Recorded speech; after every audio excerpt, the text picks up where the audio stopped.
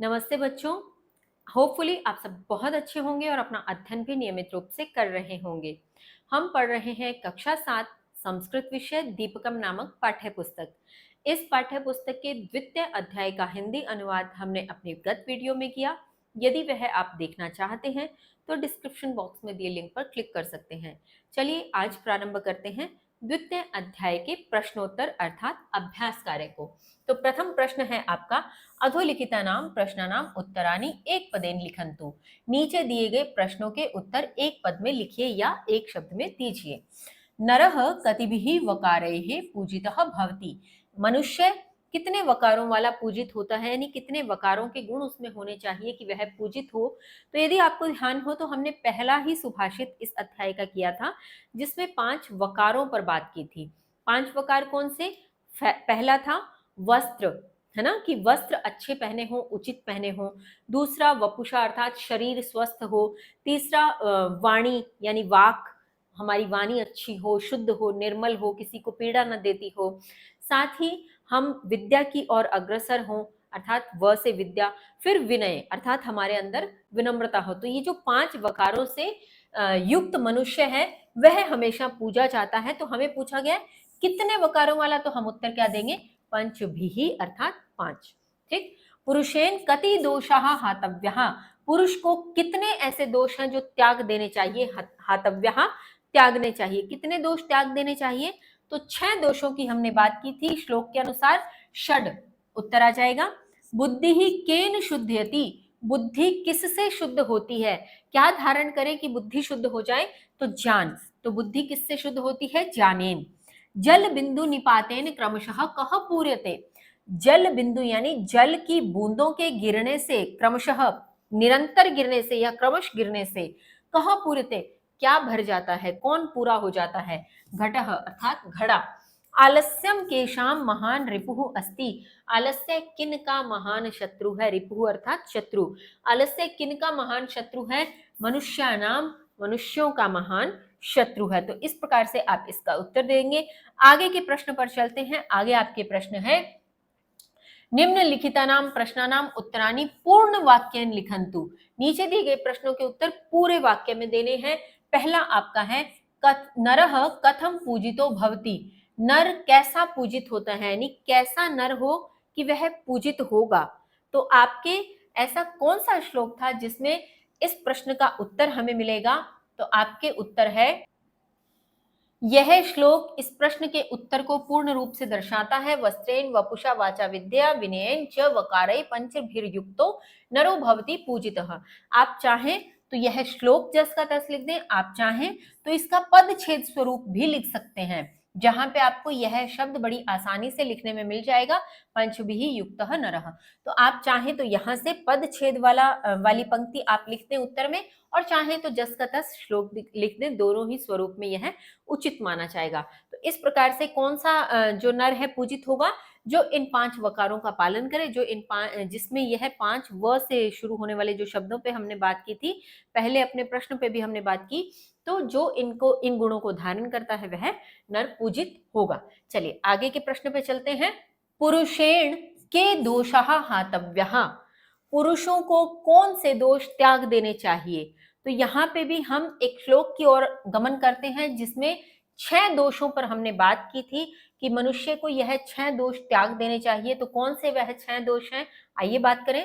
वह है, षड दोषः पुरुषेणेह हातव्या भूतिम इच्छिता, निद्रा तंद्रा भयम क्रोध आलस्यम दीर्घ सूत्रता। आप फिर से वही बात दोहराऊंगी। आप चाहें तो यह श्लोक जस का तस लिखें, आप चाहें तो इसके पद छेद में जो पंक्ति इस प्रकार से सरल करके दी गई है, आप उसका प्रयोग करके भी इस प्रश्न का उत्तर दे सकते हैं कि 6 दोष पुरुषों को इस प्रकार से त्याग देने चाहिए। कौन से हैं वे दोष?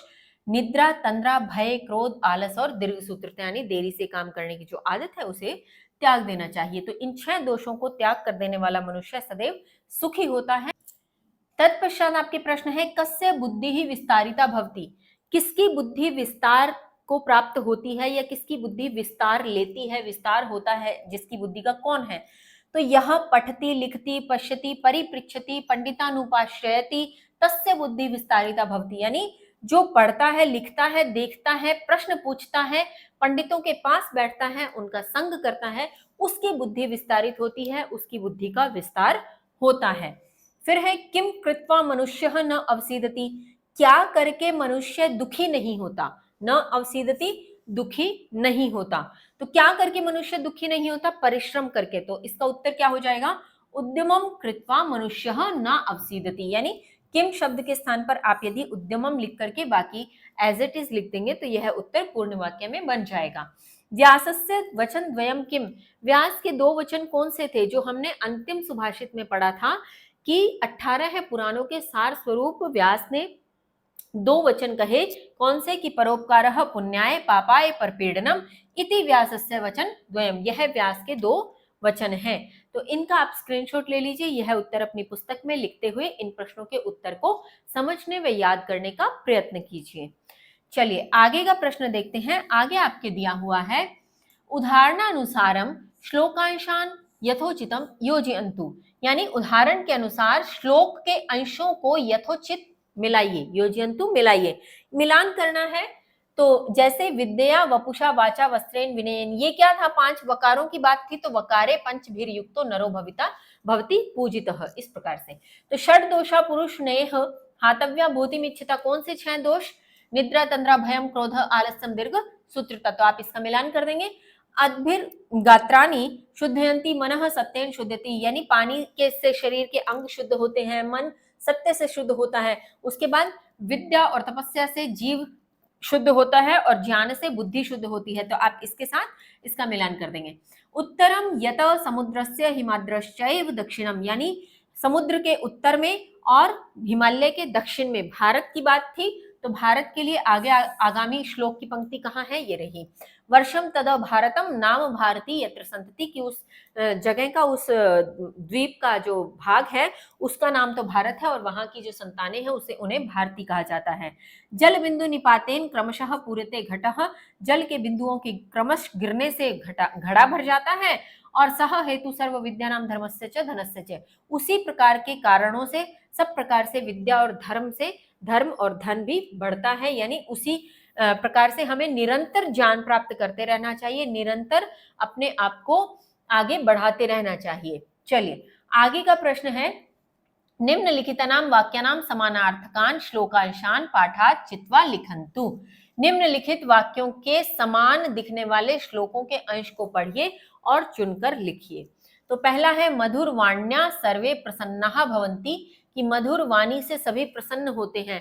तो ऐसी एक पंक्ति कहाँ आई थी, जब हमने श्लोक पढ़ा था कि मधुर बोलने में कुछ दरिद्रता नहीं करनी चाहिए, मधुर बोलने से हमारे माता पिता मित्र भाई बंधु सब खुश हो जाते हैं, सब प्रसन्न होते हैं। तो एक पंक्ति आई थी, प्रिय वाक्य प्रदानेन सर्वे तुष्यन्ति जन्तवः, यानी प्रिय वाक्य प्रदान करने से सभी जीव संतुष्ट होते हैं। परिश्रमेन तुल्यः बांधवः न अस्ति, परिश्रम के समान बंधु नहीं है कोई।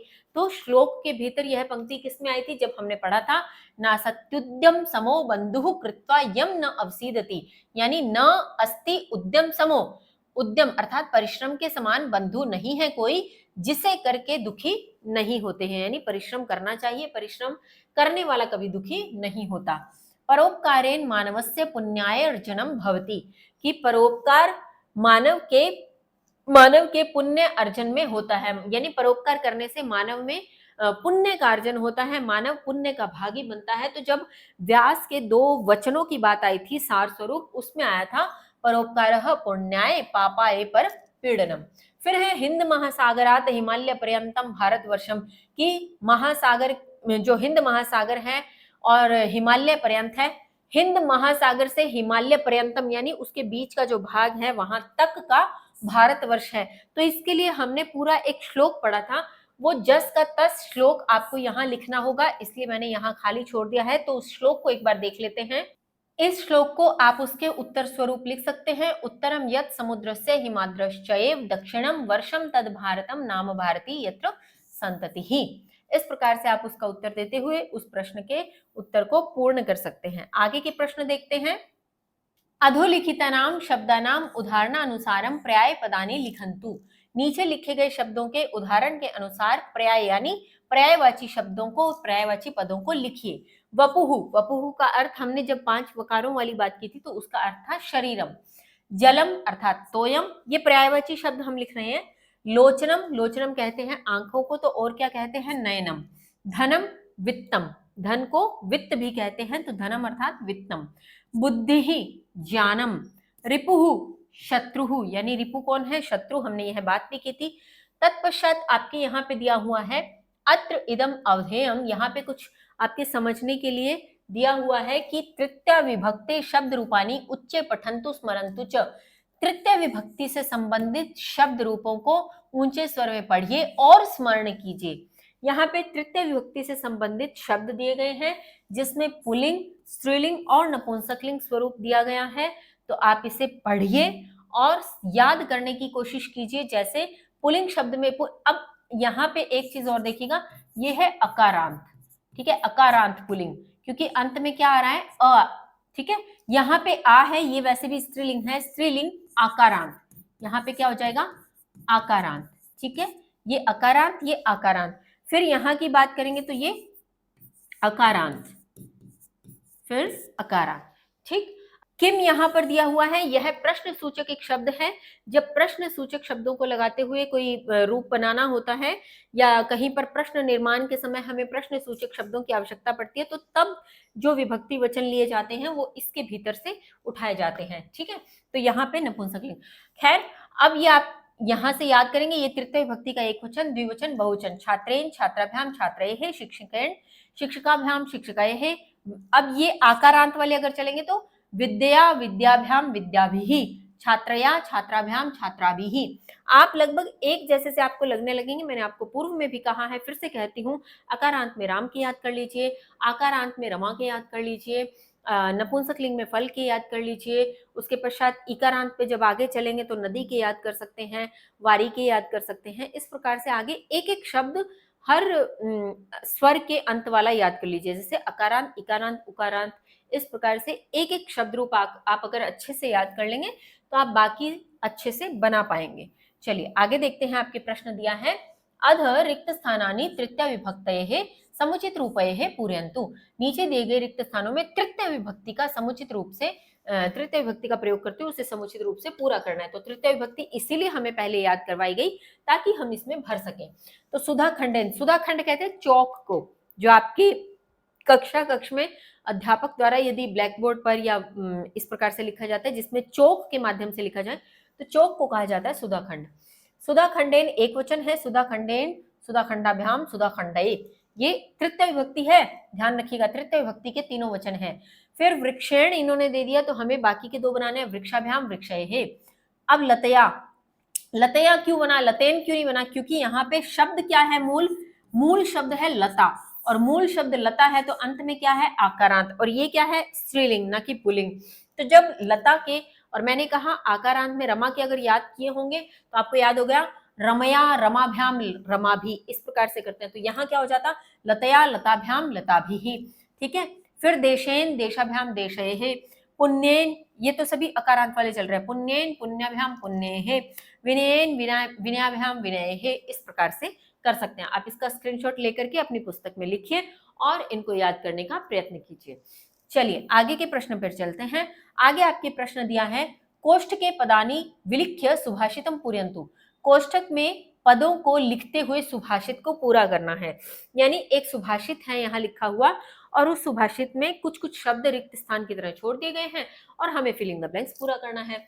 ये वही पहला सुभाषित वही है जहाँ पे हमने बात की थी कि महासागर के उत्तर में हमारा भारत और हिमालय के दक्षिण में हमारा भारत है, और यहाँ की संतानों को भारती कहा जाता है। तो वहीं से आपको उस श्लोक को याद करना है। आपको अगर याद होगा तो यहाँ भर देंगे, जैसे उत्तरम यत समुद्रस्य हिमाद्रश्चैव दक्षिणम वर्षम तद भारतम नाम भारती यत्र संततिः।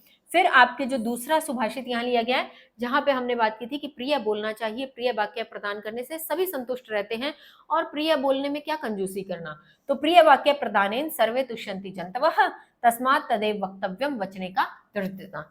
आप चाहें तो इसका स्क्रीनशॉट ले लीजिए, और चाहें तो आप अपने पाठ में सुभाषित में से इसको लिख सकते हैं। चलिए आगे देखते हैं, आपके प्रश्न दिया है, उपरियुक्तानि सुभाषितानि पठित्वा रिक्त स्थानानि पूरयन्तु। ऊपर लिखे गए सुभाषितों को पढ़कर रिक्त स्थानों की पूर्ति करिए। यानी जो भी सुभाषित हमने अध्याय में ऊपर पढ़े उनको आपको पढ़ना है, समझना है और रिक्त स्थान की पूर्ति करनी है। आलस्यम ही मनुष्यानाम शरीरस्थो महान रिपु।